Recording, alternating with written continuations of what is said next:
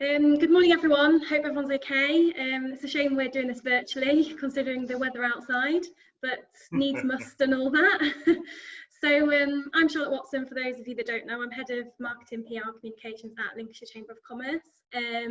Delighted to be here this morning. We're hosting 6 sessions for business support and personal development, and my topic this morning is on performance and motivation. And I'm joined by 2 fantastic panelists who we've worked with previously for our Leading Wellbeing Through Change webinar a few weeks ago. So that's Nicola and Jem, who I'll introduce in just a second. So these Chamber Connect series form a much wider project that we're working on at the Chamber with our members. So it's about building various activities which contribute to mental health and wellbeing in the workplace, and specifically obviously Lincolnshire. So we're looking to lead wellbeing through a period of change, and as we adapt to working through the change and out the other end. So I just want to give you a bit of a brief on how this is going to work. Firstly, I'd just like to inform you that we are recording this session so it can be viewed at a later date. We will have a number of pre-scripted questions which I will pose to the panelists, and it will be just a bit of an informal open discussion, so please feel free to jump in or ask any questions as well. So you can do so on the chat box at the bottom, how you would normally do. So Nicola, I'm just going to hand over to you if you'd like to kindly introduce yourself. Yeah, sure. Good morning. Hello, everyone. You may have heard me earlier on. It's lovely to see you all. So yes, I'm a coach. I'm quite vague in that description of being a coach, because coaching is ultimately about unlocking from within. So this subject is very much my bag, and I work in kind of 2 main areas. I work in executive leadership, working with leaders to help them, I guess, be the versions of themselves that are their best and unlock the best within others. But also I work in sport a lot. I've got quite a few pro golfers on my books, and I'm specialist in mindset and helping people, I guess thrive, really. So yeah, that's me. Thank you very much, Nicola. Jem? Hi, good morning, everyone. I'm Jem Hills, inspirational speaker and performance coach, and I help companies and people overcome difficulties and focus on what's important and getting to the next level. I was badly bullied as a child, to the extent that I lost all my self-worth, self-belief, self-confidence. But I found that through finding a passion, which was dance. I did quite well at that, and that gave me enough confidence to then apply to join the Royal Marines. I had 4 years in the Royal Marines, and then volunteered to the next level and had 20 years in UK Special Forces. And then, when I left, I spent 15 years as a risk and crisis management consultant to Lloyd's of London, flying around the world helping companies with serious problems. So I use those techniques and secrets that I've developed during that time to help people and companies with leadership, resilience, communications, adaptability, and getting focused on what's really important. So that includes sports teams or any type of team, to overcome their difficulties and improve their performance and work together as a team. So that's me. Thank you for being here. Thank you very much, Jem. We're going to head straight into the questions now, if that's okay with everyone. But just want to reiterate, if you have any questions that you want to pose to Nicola or Jem, please pop them in the chat box and we'll get around to them. So my first question is, I guess since lockdown started, we've probably seen a lot of our employees, morale's been up and down. So I guess from that point of view, how do we look at improving energy within an organisation? Yeah. Nicola? Energy is an intrinsic thing. Energy is found within people. It comes from within. I like motivation, and you can't make people feel motivated. You can't make people feel energized. You can only create the conditions and the desire for them to want to do that and to engage with that. So sure, people's resources are down, have been down on many different levels, and I guess there's 4 key things. I mean, one of my background is employee engagement and really helping leaders create the conditions where people can feel motivated towards their organisation. And there's kind of a few key things in that. In order for people to have energy towards the future, they need to know where they're going. They need to know why they're going, where they're going, and where specifically where they're going. So they need clarity of direction. Second point, they need to know their part in that. They need to know the scope. What's my part in making a difference to that? And then also kind of the third point is that they feel supported to do that. So they need to feel supported and cared for, and that their well-being is really looked after. I don't know if Peter's on this call, but I really resonated with his comment about kind of mental well-being. I preferred that phrase because it's about absolutely ensuring that our people are well and happy. And so how we do that, that's about the line manager. That's about the quality of the conversations that really provide that clarity of direction, help them realise their part in that future, and feel supported and cared for, and I don't know, part of it as a key part of the team. Absolutely, yeah. Jem, have you got any thoughts on that? I guess from your background in the Royal Marines, you've got to have some energy there to keep you going. Sometimes you don't have energy, and you'll get some leaders there that produce energy. And I think Nicola's absolutely right. But one of the things as an inspirational speaker, I cannot motivate anybody. All I may be able to do is inspire them from within. And it's very much about that. And the next question, which is, how does communication affect performance and motivation? I think these two are really linked together, because it's all about communication. As Nicola said there, it's communicating with your people.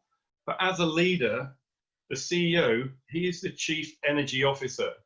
It comes from the top down, and if you've got that energy, you need to be able to put it across to other people. So it's having that energy that you can translate into other people, because people pick up on it. If you start a Zoom call like this, and I'm like, oh, I don't really want to be here, I'm fed up. It just people can see that.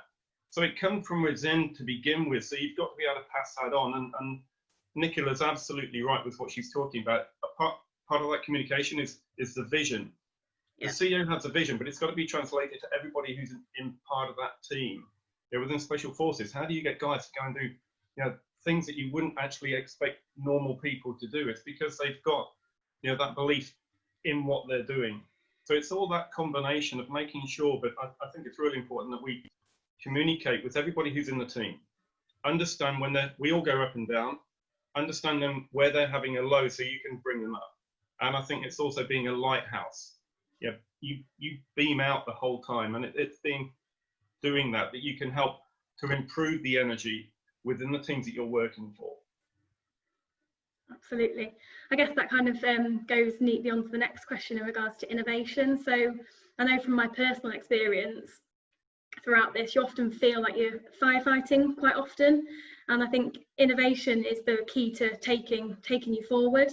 And I guess sometimes when you're constantly firefighting, there is that aspect of how do you get into that innovation mindset.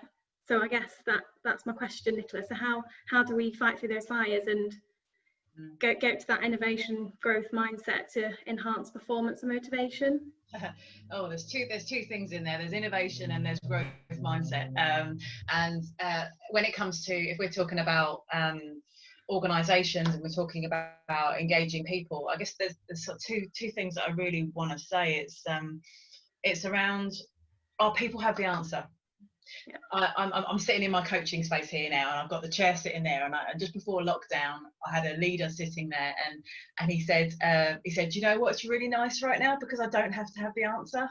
I don't have to be the person who needs to find out the new crazy brilliant idea.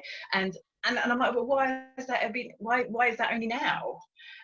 We at times like this, we need to give our people a jolly good listening to and champion them having thoughts, opinions, passion, energy towards where we're going. We've got to have it as the leader, and it's giving space and almost like an expectation for people to kind of have a say, because that's where the innovation comes in. And then the second point is around the growth mindset and the realization. And guys, if you want to read a really great book, Rebel Ideas by Matthew Syed, he is one of the real latest sort of thought leaders in terms of growth mindset. It's the realization that we limit things. As leaders, we are limited just because we are us and our experience and our culture. So get different thinkers in the room, have a fascination with how, know that the first answer is one of many. So it's kind of keeping that loop open to bring in fresh ideas and never putting the breakers on. So yeah, it's a discipline and a new way of being, a new way of thinking. But that's a great book if you want some inspiration. Thank you very much, Nicola. I guess as well as leaders, it's bringing out the leaders in our staff as well. So giving them the tools to lead get themselves. Absolutely. Jem, innovation, growth mindset, thoughts? Absolutely. I just think it's all, you know, we within Special Forces, we would always have prayers. It used to be once a week. I mean, lots of companies do that, and it's bringing people together to a briefing that you can actually, not only are you giving the briefing to the following week, but you're learning from, you know, the mistakes that you've made this week. And debriefing is really important and a skill, and listening is so important as part of that. So you have an understanding, and people want to give their opinions. And whenever we're giving a brief, it's like when you join Special Forces, you have to de-discipline people, because we have to ask Special Forces soldiers to ask questions. That is so important. In the Marines, you're just told to go and do it, and you go and do it.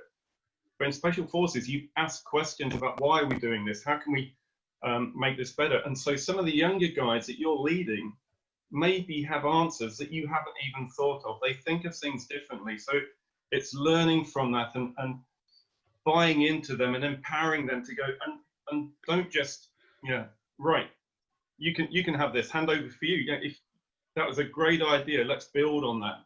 And it's that innovation that you can use from being part of the team. Absolutely. I guess as well, culture plays a big part in an organisation, and the performance and motivation of staff, and making sure everyone's part of the same culture and working towards the same goals, as we said before. I guess what place do you think culture has in performance and motivation? Culture is just the way that we do things around here. Yeah, unwritten ground rules. What it is, go. Heard that before. If you want the definition, that's just it. It's how we do things, isn't it? So we, if we're not setting that expectation, I mean, I'm going back years now, but Richard Branson, back in the early 2000s, he used to give everyone 10% of their time to not do the day-to-day, not to do the business as usual. He expected people to spend 10% of their time on innovation, on doing something new, coming up with new ideas, working in different ways, cross-pollinating between teams, just to learn, just to expand this mindset and come up with new. I mean, look how innovative his business is. I know they're having challenges, aren't we all? And it's setting expectations. So as leaders, we create culture. And I guess it needs to be worked on every day, doesn't it? Because it can easily diminish in a second. So it's a continuous. Just a leader saying no. Just a leader saying you're wrong. That is diminished, gone. Absolutely. So Jem, I guess your culture in the Marines is probably slightly different to some in businesses. So I'm sure you've got some.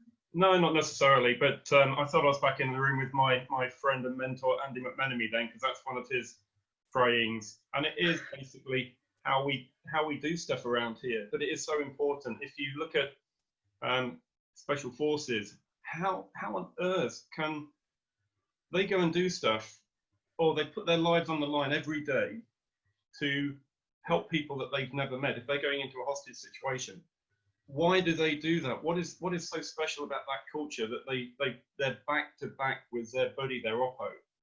And it comes down to their beliefs in the organization.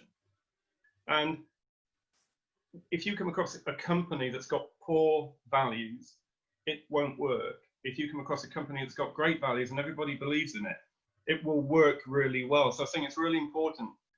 I remember the day I got for train and joined the Royal Marines. It was pretty scary. But the day you join the company, that is your induction day. That is a day when you get your little book and you open it up and you'll have the vision of the CEO.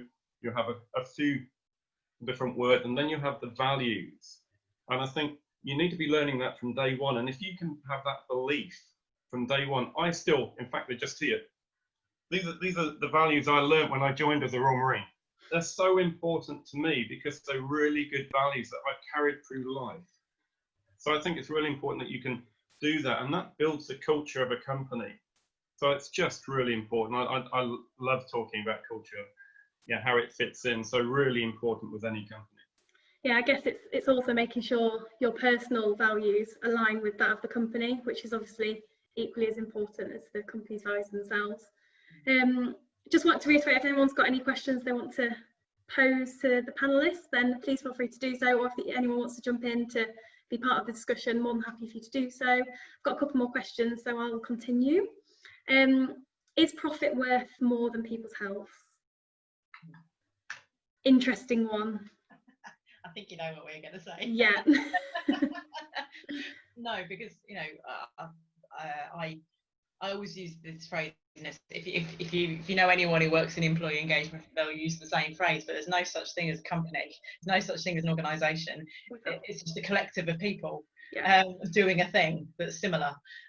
So how well those people do that thing will really determine the bottom line. Will really determine the possibilities. So I know we are all commercial entities. We all need to make a profit, of course, but it is the people that will make the profit. So yeah, just absolutely kind of high level approach that answer. Jem, would you like to add to that? I'm not sure of the timings. We probably is heading back soon. But we're not going to get through all these questions, but yeah, the company's got to make profit, otherwise it will lose. It can't make it a loss. However, the director is part of that company. So everybody, as a director of several different companies, I just wanted to make sure that that company was a great environment for everybody to work in, and everybody had a part to play. I work, 20 years in special forces.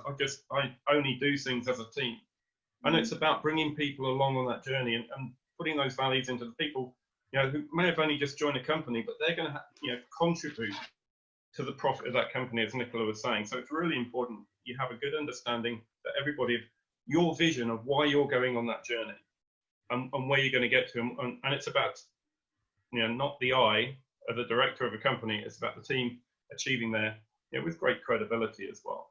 Charlotte, have we got time to just address a question or a comment in the? Of course, absolutely. Because I just want to pick up on Debbie's comment about unconscious bias. Yeah. Is that okay? Yeah, no problem. Go for it. That is such a thank you, Debbie, for saying that, because it's something that I work with a lot.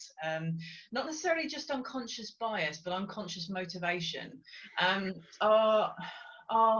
Our life experience, our culture, our values, what Jen was just saying there about values is fundamental. But you can't make someone have a value. You can make someone assimilate their values to yours. Mm-hmm. Values are deeply held. They're our barometer. And when it comes to performance, motivation, well-being, it's realizing the fact that we are all very unique individuals with all very different unconscious motivations based on our experiences in life and the things that we need to satisfy. Just to give you a little bit of a science lesson, when our brain changes in mid-teens, all of our life experience from a child go back to our unconscious, and as an adult we are then constantly trying to satisfy those needs and desires we had as a youngster, or perhaps the things that weren't satisfied, we try to satisfy them. And that, along with our unconscious biases, our framework of kind of what's normal, what's right and wrong, that forms our sense of what normality is, our sense of what okay is. So as a leader and a manager, we need to really understand the world through our people's eyes. Being a manager is flipping hard. because what works, what you think is the right way to do things, it is most definitely not. It is your way to do things. So it's getting into the eyes, the ears, and the senses of everyone to really understand what's important to them, and that's a skill set and a discipline. Absolutely. Jem, have you got some closing remarks that you want to just pose? No, yeah, as Nicola said, I think that's just, absolutely it. You have to live and breathe your team, and it's being part of that. And quite often in business we forget that. We get focused on the bottom line, or we get focused on the next contract, and you forget about your people. But it's so important to just remember who's with you, how you can help them, or listen. I think we've got one of these and two of these. We do have to listen to people, especially now when since we've gone remote. Listen more than ever to the issues that people have got, because there's a lot of issues going out there, and some people are not coping that well. So now more than ever, we need to listen and make sure those people are okay, and then you'll come together more as a team. Absolutely, yeah. I think we're heading to time, aren't we now? So we just want to say thank you very much for everyone that's attended and listened in. Nicola, Jem, thank you very much for being great panelists again. And so we'll head back to I've put the link into the chat box. So thank you. Thanks, guys. Thanks so much. Lovely to see you all.